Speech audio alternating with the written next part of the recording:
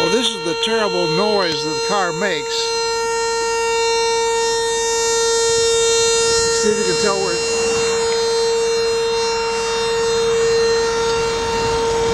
See, it's coming from inside the car, it looks like.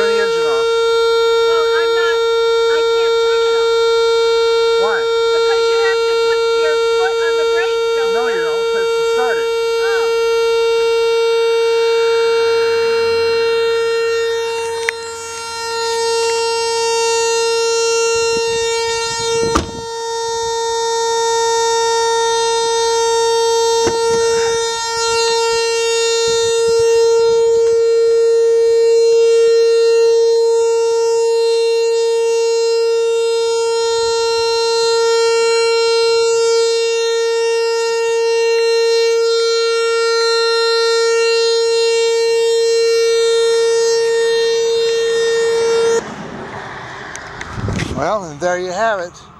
How it just ran for about 20 minutes and it just shuts off. Nothing you can do to shut it off. Nothing you can do to start it. It just does it. We finally have a record of it.